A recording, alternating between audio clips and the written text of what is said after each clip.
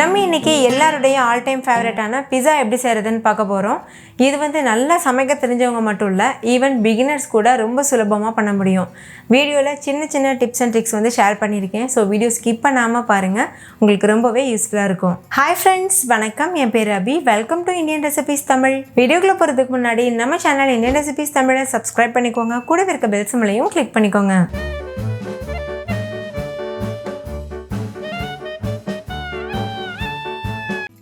First இந்த recipe பண்ணுறதுக்கு ஒரு அகலமான பாத்திரத்தில் 2 கப் அளவு மைதா மாவு சேர்த்துக்கோங்க. இது வந்து 1/4 கிலோ அளவு மாவு இருக்கும். இது கூடவே 1 டீஸ்பூன் உப்பு, 2 டீஸ்பூன் பேக்கிங் பவுடர், 2 டீஸ்பூன் சர்க்கரையும் சேர்த்துக்கோங்க. சேர்த்துட்டு ஒரு டைம் நல்லா கலந்துக்கோங்க.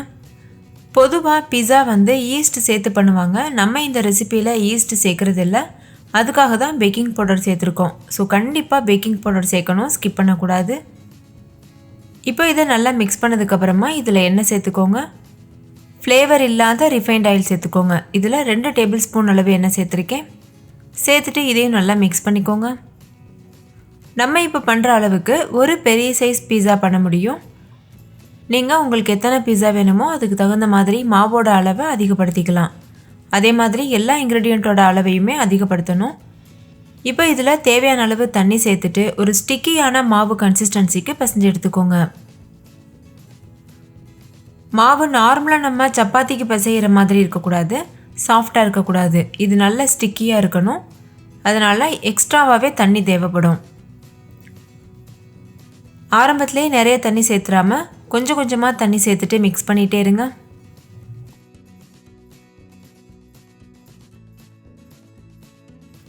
இப்போ பாருங்கள், மாவு நல்லா பிசைஞ்சாச்சு. எந்த அளவுக்கு கையில் ஒட்டுது பார்த்திங்கல்ல, இது வந்து கரெக்டான கன்சிஸ்டன்சி. நம்ம கரெக்டான அளவு தண்ணி சேர்த்துருக்கோன்னு அர்த்தம். இப்போ இது இருக்கட்டும். கிச்சன் கவுண்டர் டாப் நல்லா க்ளீன் பண்ணிவிட்டு அதில் கொஞ்சமாக வரமாவு தூவிக்கோங்க. மைதா மாவு சேர்த்துக்கோங்க. நீங்கள் மைதாவுக்கு பதிலாக இந்த ரெசிப்பியில் கோதுமை மாவு கூட யூஸ் பண்ணலாம். இப்போ இதில் நம்ம ஏற்கனவே பிசைஞ்சு வச்சுருக்க மாவை வைக்கணும். வச்சுட்டு கை வச்சு இழுத்து இழுத்து நல்ல ஒரு சாஃப்டான மாவு பக்குவத்துக்கு பிசைஞ்சிக்கணும். இப்போ கையில் இவ்வளோ மாவு இருக்குது. ஸோ நல்லா க்ளீன் பண்ணிவிட்டு அதுக்கப்புறமா பிசைய ஆரம்பிங்க. அப்போ தான் கையில் ஒட்டாமல் நம்மளால் ஈஸியாக பிசைய முடியும். இடையிடையில் கொஞ்சம் கொஞ்சமாக மாவு தூவிக்கோங்க, தேவைப்பட்டால் மட்டும். அதிகமாக மாவு தூவிடக்கூடாது. மாவு ரொம்ப டைட்டாக இருந்ததுன்னா பிஸா வந்து பொங்கி நல்லா சாஃப்டாக வராது, ரொம்ப ஹார்டாக இருக்க மாதிரி இருக்கும். அதனால் மாவு வந்து கொஞ்சம் கொஞ்சமாக சேர்த்துட்டு இது போல் நல்லா வந்து இழுத்து இழுத்து பிசைஞ்சுக்கோங்க. இந்த ஸ்டெப் வந்து ரொம்ப ரொம்ப முக்கியம். இந்த மாதிரி நம்ம இழுத்து இழுத்து பிசையும் போது இந்த மாவு நல்லா சாஃப்டாகும். அப்போ பிஸாவும் வெளியில் நல்லா கிறிஸ்பியாக உள்ளே நல்லா சாஃப்டாக ரொம்ப சூப்பராக இருக்கும். மாவு நம்ம கரெக்டாக பிசைஞ்சிட்டோன்னு எப்படி தெரிஞ்சுக்கிறதுனா, கையில் கொஞ்சம் கூட மாவு ஒட்டாமல் நல்ல ஒரு சாஃப்டான மாவு பக்குவத்துக்கு இருக்கும். அது வரைக்கும் நம்ம பிசைஞ்சிக்கணும். இதுக்கு கிட்டத்தட்ட 10லேருந்து 15 நிமிஷம் வரைக்கும் ஆகும். பீஸா பண்ணுறதுல இந்த மாவு பிசைகிறது மட்டும்தான் ஒரு கஷ்டமான வேலையாக இருக்கும். இதை நீங்கள் பண்ணி வச்சிட்டிங்கன்னா அதுக்கப்புறம் மற்ற எல்லாமே ஈஸியான வேலை தான். இப்போ பாருங்கள், மாவு கொஞ்சம் கூட கையில் ஒட்டலை, நல்ல சாஃப்டான பக்குவத்துக்கு நம்ம பிசைஞ்சாச்சு. இது வந்து கரெக்டான கன்சிஸ்டன்சி. மாவு ரொம்ப ஹார்டாக இருக்கக்கூடாது, நான் வீடியோவில் காமிக்கிறது போல் இருக்கணும். அப்போ தான் பீஸா நல்லா சாஃப்டாக வரும். மாவு இந்த அளவு நல்லா பிசைஞ்சு எடுத்ததுக்கப்புறமா இதுக்கு மேலே கொஞ்சமாக ஆயில் அப்ளை பண்ணி வச்சுருங்க. அப்போ வந்து மாவு காஞ்சி போகாமல் இருக்கும். எல்லா இடத்துலையும் படுறதளவுக்கு இந்த மாதிரி எண்ணெயை நல்லா அப்ளை பண்ணிடுங்க. மாவோட கன்சிஸ்டன்சி பார்த்திங்கல்ல, இது வந்து பெர்ஃபெக்டான கன்சிஸ்டன்சி. நீங்கள் இந்த மாதிரி இழுத்து பாருங்கள், இழுக்கிறதுக்கு ஈஸியாக வரணும். அப்போ நீங்கள் மாவு கரெக்டான பக்குவத்தில் பிசைஞ்சிருக்கீங்கன்னு அர்த்தம். இப்போ இதை ஒரு பவுலில் வச்சுட்டு மூடி போட்டு மூடிட்டு ஒரு 10 நிமிஷத்துக்கு அப்படியே ஒரு ஓரமாக வச்சுருங்க. 10 நிமிஷத்துக்கு அப்புறமா நம்ம பீஸா செய்ய ஸ்டார்ட் பண்ணிடலாம். இந்த மாவை நீங்கள் ஒரு நாளுக்கு முன்னாடி நைட்டே நீங்கள் பிசைஞ்சு வைக்கணும்னு ஆசைப்பட்டீங்கன்னா இந்த மாவை ஸ்டோர் பண்ணுறதுக்கு ஒரு டிப் இருக்குது. இந்த மாவை நல்லா வந்து ஒரு கிளிங் ரேப் வச்சு நல்லா ரேப் பண்ணிவிட்டு அதுக்கப்புறமா ஒரு ஏர்டைட்டான கண்டெய்னரில் போட்டுட்டு ஃப்ரிட்ஜில் வச்சுருங்க. அதுக்கப்புறமா மறுநாள் காலையில் இல்லை மத்தியானம் நீங்கள் பிஸா பண்ணலாம். அப்போ வந்து மாவு காஞ்சும் போயிருக்காது, நம்மளுக்கு வேலையும் ஈஸியான மாதிரி இருக்கும், சட்டுன்னு பிஸா ரெடி பண்ண மாதிரி இருக்கும். ஓகே, இப்போ 10 நிமிஷம் மாவு நல்லா ஊறிடுச்சு. இப்போ ஒரு பீஸா ட்ரே அப்படி இல்லைன்னா பிளேட் எடுத்துக்கோங்க. நார்மலாக நம்ம வீட்டில் யூஸ் பண்ணுற ஸ்டீல் பிளேட்ஸு கூட யூஸ் பண்ணலாம். நீங்கள் எதில் பீஸா பண்ண போகிறீங்களோ அந்த ட்ரேவை பட்டர் இல்லைன்னா கீ வச்சு நல்லா அப்ளை பண்ணிவிட்டு அதுக்கு மேலே பட்டர் ஷீட் போட்டுருங்க. அதுக்கு மேலே இந்த மாதிரி மைதா மாவு தூவிக்கோங்க. இந்த மாதிரி பண்ணும்போது பீஸாவோட பேஸ் வந்து கொஞ்சம் கருகாமல் இருக்கும். அப்படியே கரெக்டாக நம்ம கடைகளில் வாங்கி சாப்பிட்றது போல் இருக்கும். இப்போ நம்ம ஏற்கனவே ஊற வச்சுருக்கோம்ல மாவு, அதை வச்சுட்டு இது போல் நல்லா டேப் பண்ணிக்கோங்க. நம்ம கரெக்டான பக்குவத்தில் மாவு பிசைஞ்சு வச்சுருந்தோம்னா நம்ம கை வச்சு இது போல் அமுத்தும் போதே ஈஸியாக அது நல்லா வந்து விரிஞ்சு வரும். பாருங்கள், இந்த மாதிரி பண்ணிக்கோங்க. இதே அளவு மாவில் நீங்கள் 2 மினி பீஸா கூட பண்ணலாம். நான் வந்து லார்ஜ் சைஸ் பீஸா பண்ணுறேன், ஒரே பீஸா பண்ணுறேன். இப்போ இந்த மாதிரி நல்லா பரத்திக்கோங்க மாவை. ஒருவேளை மாவு உங்களுக்கு கையில் ஒட்டுற மாதிரி இருந்ததுன்னா கொஞ்சமாக மைதா மாவு தூவிட்டு நல்லா இது போல் டேப் பண்ணிக்கோங்க. பாருங்கள், இந்த மாதிரி. இப்போ நடுவில் நம்ம வந்து டாப்பிங்ஸ்லாம் வைக்கணும்ல, அதுக்கு இடம் விட்டுட்டு இந்த மாதிரி ஓரத்தை வந்து கொஞ்சம் திக்னஸ் இருக்க மாதிரி பார்த்துக்கோங்க. அந்த எட்ஜஸ் வந்து கொஞ்சம் நல்லா திக்காக இருக்கணும். நடுவில் இருக்க ஏரியா கொஞ்சம் தின்னாக இருக்க மாதிரி பண்ணுங்கள். பாருங்கள், இந்த மாதிரி நான் வீடியோவில் காமிச்சிருக்க மாதிரி அப்படியே பண்ணுங்கள். இப்போ இது போல் அந்த ஓரங்களை விரல் வச்சுட்டு இந்த மாதிரி செட் பண்ணிக்கோங்க. முடிஞ்சளவு நல்லா அமுத்திக்கோங்க. மாவு விரிசல் விழுந்துடக்கூடாது, அதுலேயும் நம்ம கவனமாக இருக்கணும். இப்போ ஒரு ஃபோக் வச்சுட்டு நடுவில் இருக்க ஏரியாவில் மட்டும் இந்த மாதிரி ஓட்டை போட்டுக்கோங்க. இது எதுக்காக பண்ணுறோன்னா நம்ம பிஸா பேக் பண்ணும்போது பொங்கி வராமல் இருக்கிறதுக்காக பண்ணுறோம். அந்த பேஸ் அப்படியே ஃப்ளாட்டாக இருக்கணும், அதுக்காக தான் பண்ணியிருக்கோம். ஓரங்களில் நம்ம வந்து தடிமனான பகுதி விட்டுருக்கோம்ல, அந்த இடத்துல இது போல் பிரிக் பண்ண வேண்டாம். நடுவில் மட்டும் ஓட்டை போட்டால் போதும். இப்போ இந்த ஓரங்களில் பட்டர் அப்ளை பண்ணிக்கோங்க. பட்டரை உருக்கிட்டு அப்ளை பண்ணிக்கோங்க. இது எதுக்காக பண்ணுறோன்னா நல்ல ஒரு க்ரன்ச்சினஸ் வரதுக்காகவும் மேலே வந்து நல்ல ஒரு டார்க் ப்ரௌன் கலர் வரதுக்காகவும் பண்ணுறோம். நீங்கள் பட்டருக்கு பதிலாக காய்ச்சி ஆற வச்ச பால் கூட அப்ளை பண்ணலாம். ஆனால் ஓரத்தில் மட்டும் அப்ளை பண்ணுங்கள், நடுவில் வேண்டாம். இப்போ இதில் பிஸா சாஸ் சேர்த்துக்கோங்க. உங்களுக்கு எந்த அளவு பிஸா சாஸ் வேணுமோ அந்தளவுக்கு நல்லா அப்ளை பண்ணிக்கோங்க. நான் வந்து 2 டேபிள் ஸ்பூன் யூஸ் பண்ணியிருக்கேன். பிஸா சாஸ் எப்படி பண்ணணும்னு நான் ஆல்ரெடி ஒரு வீடியோ அப்லோட் பண்ணியிருக்கேன். வீட்டிலையே இருக்க பொருளை வச்சு ரொம்ப ஈஸியாக பண்ண முடியும். அந்த வீடியோவோட லிங்க் வந்து டிஸ்கிரிப்ஷன் பாக்ஸில் இருக்குது, வேணும்னா செக் பண்ணி பாருங்கள். அப்படி இல்லைன்னா நீங்கள் கடைகளில் கிடைக்கக்கூடிய பிஸா சாஸ் கூட யூஸ் பண்ணலாம். இப்போ இந்த சாஸை நல்லா ஸ்ப்ரெட் பண்ணிக்கோங்க. பாருங்கள், இந்த மாதிரி.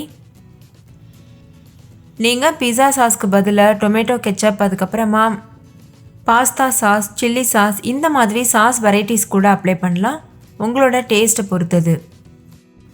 இப்போ பாருங்கள், நம்ம சாஸ் வந்து நல்லா அப்ளை பண்ணியாச்சு. இப்போ இது ஒரு உரமாக இருக்கட்டும். அடுத்து ஒரு அடிகனமான கடாயை ப்ரீஹீட் பண்ணிக்கோங்க. நான் ஒரு 10 நிமிஷத்துக்கு ஹை ஃப்ளேமில் இந்த கடாயை சூடு பண்ணியிருக்கேன். அது உள்ளே இது போல் ஸ்டாண்டு அப்படி இல்லைன்னா உப்பு கூட நீங்கள் வந்து தூவிக்கலாம்.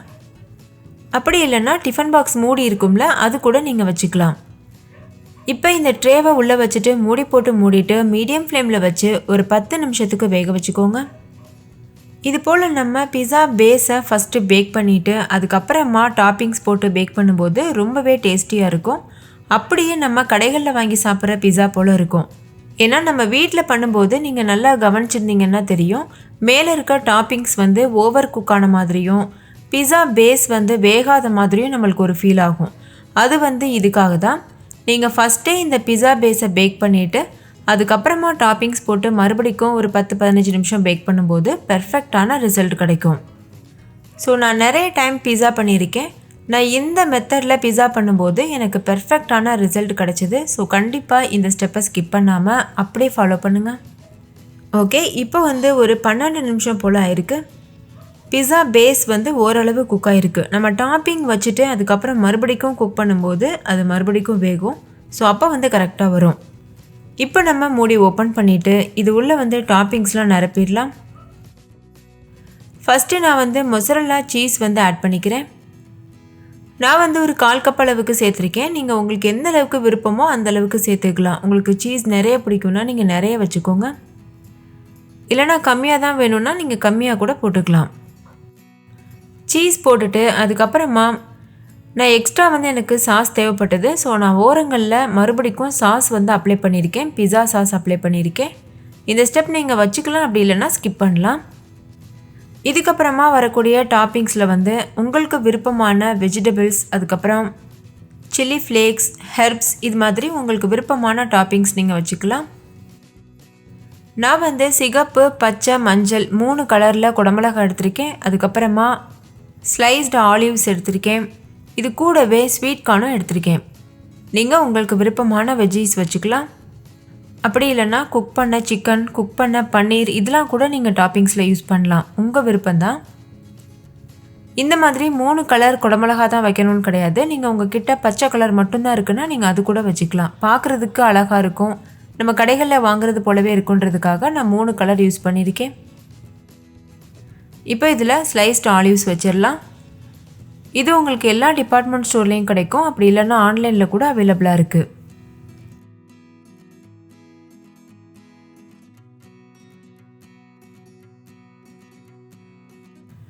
வெஜிடபிள்ஸ் வச்சதுக்கப்புறமா மறுபடிக்கும் கொஞ்சமாக சீஸ் தூவிக்கோங்க. அதுக்கு மேலே கொஞ்சமாக பிஸா ஹெர்ப்ஸ் தூவிக்கோங்க. இப்போ இதை மூடி போட்டு மூடிட்டு மீடியம் ஃப்ளேமில் வச்சுட்டு 10லேருந்து 12 நிமிஷம் வரைக்கும் வேக வச்சுக்கோங்க. ஓவன் டைமிங் வந்து நான் வீடியோ கடைசியில் ஷேர் பண்ணியிருக்கேன். இப்போ பாருங்கள், ஒரு 12 நிமிஷம் ஆகியிருக்கு. நீங்கள் இதை இப்படியே கூட சர்வ் பண்ணலாம். அப்படி இல்லைன்னா இன்னும் நிறைய சீஸ் வேணும்னா எக்ஸ்ட்ராவாக சீஸ் அதுக்கு மேலே டாப்பிங்ஸ் போட்டு மறுபடிக்கும் ஒரு 5 நிமிஷத்துக்கு பேக் பண்ணிவிட்டு அதுக்கப்புறமா நீங்கள் வந்து சர்வ் பண்ணலாம். எனக்கு சீஸ் நிறைய பிடிக்குன்றதுனால நான் எக்ஸ்ட்ராவாக சீஸ் ஆட் பண்ணியிருக்கேன். நம்ம ஏற்கனவே எப்படி ஆட் பண்ணமோ அதே மாதிரி தான் டாப்பிங்ஸ் வந்து இன்னொரு லேயர் நான் வச்சுருக்கேன். இந்த மாதிரி நீங்கள் பண்ணும்போது நல்ல சீஸியாக ரொம்பவே டேஸ்ட்டாக இருக்கும் பீஸா. இப்போ ஆரம்பத்தில் நம்ம வச்சது போலவே டாப்பிங்ஸ் வச்சுருங்க. இதுக்கு மேலே கொஞ்சமாக பிஸா ஹெர்ப்ஸ் தூவிடுங்க. இதுக்கப்புறமா மூடி போட்டு மூடிட்டு மீடியம் ஃப்ளேம்லேயே வச்சுட்டு ஒரு 10 நிமிஷத்துக்கு மட்டும் வேக வச்சுக்கோங்க. இந்த சீஸ் நல்லா உருகி வர வரைக்கும் வெந்தால் போதும். பிஸா பேஸோட அளவை பொறுத்து குக்கிங் டைம் வந்து சேஞ்ச் ஆகும். நான் வந்து நல்ல திக்கான பெரிய பீஸா பண்ணுறதுனால டைம் கொஞ்சம் அதிகமாகுது. நீங்கள் சின்ன பீஸா பண்ணுறீங்கன்னா குறைவான நேரத்துலேயே குக் ஆயிரும். ஸோ இடையிடையில் நம்ம குக் ஆகிருக்கான்னு செக் பண்ணிகிட்டே இருக்கணும். இப்போ நம்ம ஓவன் டைமிங் என்னன்னு பார்க்கலாம். 200 டிகிரி செல்சியஸில் 10 நிமிஷத்துக்கு அவனை ப்ரீஹீட் பண்ணிக்கோங்க. அதுக்கப்புறமா அதே டெம்பரேச்சரில் 15 நிமிஷத்துக்கு பேக் பண்ணிக்கோங்க. அதுக்கப்புறமாவும் ஒழுங்காக பேக் ஆகாமல் இருந்ததுன்னா மறுபடிக்கும் ஒரு 5லேருந்து 10 நிமிஷத்துக்கு பேக் பண்ணிக்கோங்க. நீங்கள் கடாய்க்கு பதிலாக குக்கரில் கூட பேக் பண்ணலாம். கடாய் சூஸ் பண்ணும்போது நல்ல அடிகனமான கடாயை எடுத்துக்கோங்க. அதே மாதிரி அந்த கடாயை பேக்கிங்க்கு மட்டும் யூஸ் பண்ணிக்கோங்க. அப்போ வந்து உங்களுக்கு கடாய் வேஸ்ட் ஆகாமல் இருக்கும். நான் வந்து ஒரு 2-3 கடாய்கள் பேக்கிங்காகவே தனியாக வச்சுருக்கேன். அது எனக்கு ரொம்ப யூஸ்ஃபுல்லாக இருக்குது. ஸோ கண்டிப்பாக நீங்கள் இந்த மாதிரி தனித்தனியான கடாய் வச்சுக்கோங்க. அப்போ உங்களுக்கு நார்மல் குக்கிங்க்கு யூஸ் பண்ணுற கடாய் வேஸ்ட் ஆகாமல் இருக்கும்.